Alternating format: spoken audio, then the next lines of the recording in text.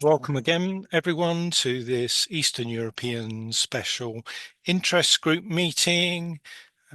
Gives me great pleasure to introduce our speaker today, who is Mattan Segev-Frank. He's a historian, genealogist, and storyteller, and has a passion for uncovering the hidden stories of the past. And he's dedicated over 17 years to Jewish genealogy, transforming a simple curiosity into a profession that spans generations and continents. His journey through his own genealogical jungle began in 2007, and today he proudly maintains a comprehensive family database containing over 73,000 individuals, primarily focusing on the genealogies of the Jewish communities throughout Central Europe. He holds a BFA in film and television and an MA in Jewish history from Tel Aviv University. And he specialized in Jewish history and genealogy of the former Austria-Hungarian Empire. So with that, I give you Mattan Segev-Frank speaking on introducing the Association for Central European Jewish History and Genealogy. Over to you, Mattan. Hello, everyone. My name is Mattan Segev-Frank, as Lee said, and it's an absolute pleasure to be speaking with you today. Let me share my presentation. Let me know that you see it. Do you see it? Yeah? Okay. Great. So, wait, let me just make sure that I am on the right place before I start so that I won't click the wrong thing. Okay, so we're going to talk about a brand new organization that I, from my objective point of view as one of its co-founders, think is a real game changer for our field, the Association for Central European Jewish History and Genealogy. You'll hear me call it the CEJHG for short. Let's see if the slides will pass here.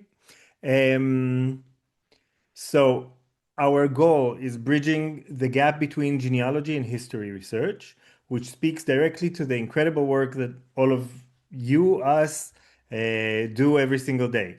This shared passion for piecing together the vibrant, often complicated histories of our ancestors through genealogical detail and then adding layers of historical sources when we're fortunate enough to find them. And here's the big issue, the one that's driving this whole thing. For so long, these two fields have kind of run on parallel tracks. Genealogists like us, we're doing hard work building out these intricate family trees from every little fact and detail we find in documentation for. And at the same time, you have the historians writing those big sweeping narratives. Now, what I've learned as a double agent of sorts, as I'll explain in a few moments, is that sadly, academic historians tend to look down or brush aside genealogy as some sort of a microhistory that is perceived as too limited. During my studies, the faculty of both the School of Jewish Studies and the School of Historical Studies at Tel Aviv University were basically hostile to anything that brought genealogy into the conversation. Again and again, I tried to implement it into my papers, and they could not think outside of the box and get the genealogy usually doesn't necessarily deal with just one family unit. But what if we could really truly bring those two worlds together? What could we discover then? Um, well, this is exactly what that new frontier is all about. It's about merging the meticulous detail from our genealogical research with the broad context from academic history to create something much bigger and more powerful than either one could be on its own. Our mission is crystal clear. This isn't just about academic discussions, it's about building things, fostering real collaboration, creating the shared databases and tools we all need. Uh, I know that there are websites and there are associations that already do it, but we want to expand it and make more of it. Promote interdisciplinary research and maybe Most importantly, building a vibrant community where our collective knowledge can grow and flourish. Um, so let's really dig into this for a second.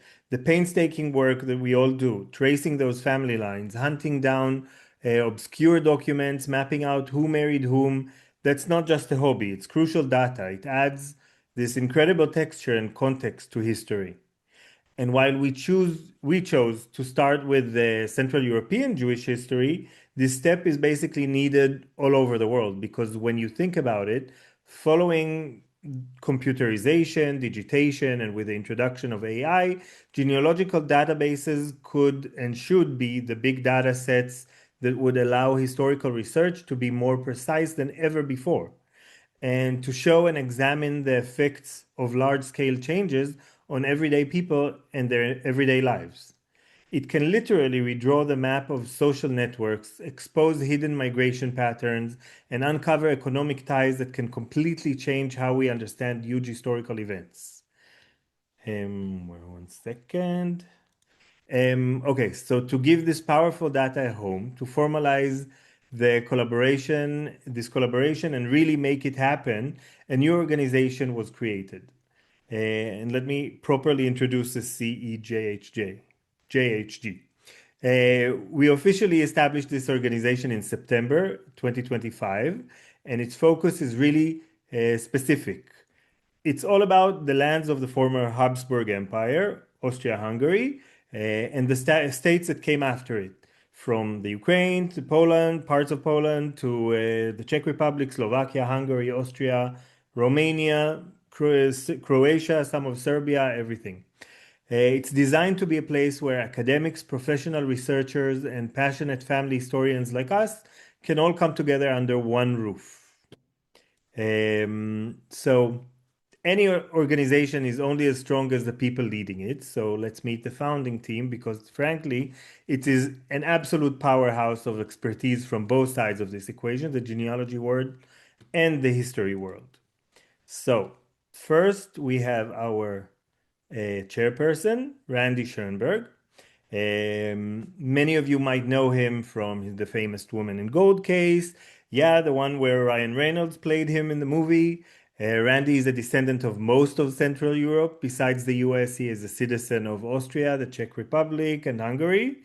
He also is the co-founder, coordinator, and moderator for Jewish Gen's Austria Czech Special Interest Group. And if that's not enough, he's a co-admin of the Jewish Genealogy portal on Facebook, which is a massive community of over 87,000 people. The man knows how to build and manage huge active genealogical community and is dedicated to this field, no doubt. Next, we have two deputy chairs. The first is Dr. Marie-Therese Arnbaum. She's a highly respected Austrian historian and curator, the author of quite a few books and specializes on Austrian Jewish history. And she brings this incredibly deep expertise in the cultural history of Austria, a key part of the region that the CEJHG is focused on. Marie-Therese is the founder of the St. Gilgen Children's Music Festival and a co-founder of the Research Institute for Operetta and Entertainment Theater. She formerly was the director of the Vienna Theater Museum. Then our second deputy chairperson is Professor Michael Lawrence Miller, who is a professor at the Central European University in Budapest and Vienna. Michael is an American and Hungarian, lives in Budapest, and has authored an important book about the Jewish history of Moravia and edited another book on Jews in higher education around Central Europe between 1880 and 1945.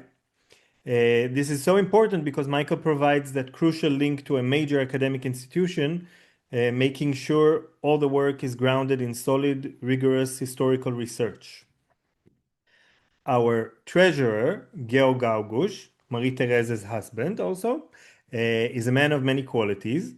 He is a chemist by education, owns one of Austria's top clothing stores, Wilhelm Jungmann und Neffe, works as a representative of the employers' union in the Viennese labor court, and is the vice president of the Heraldic Genealogical Society, the Adler, in Vienna. On top of all that, he is the author of the huge genealogical series of books Ver ein Malvar, which means Who Once Was. This is a monumental multi-volume work detailing the genealogies and histories of prominent Viennese Jewish families from 1800 until 1938, serving as a standard reference on Austrian Jewish history, showcasing their rise, contributions to culture and economy, and social integration before the Holocaust. This research is just a landmark achievement. It's really set a new international standard for what deeply researched comprehensive Jewish genealogy can look like. And then, wait. Finally, I can introduce myself. I am a Slovak and Israeli citizen living in Austria. And as I mentioned before, I'm a perfect example of this blend we're talking about. On one hand, I hold a master's degree in Jewish history with a focus on, you guessed it, Central European Jewish history and on queer history. And on the other hand, I'm a professional genealogist. The family tree I started, let me correct you, Lee, by now has 74,000 individuals as of this week. It grows, exponentially. And I really understand the nitty-gritty of how genealogical data works. I have experience in community development from 6.5 years of work for the Tel Aviv University Alumni Organization, which is part of the university's Development and Public Affairs Division. I am the founder of the Israeli LGBTQ Pride Archive at Tel Aviv University, and I have 2 books in the making. One on the history of the Jews of a small Slovak village called Palarikovo in western Slovakia, where my great-grandparents were from, together with a local named Imrich Sabo. And another one about the Jewish community of Namestovo in the north of Slovakia, together with my friend Lucia Zushtiakova.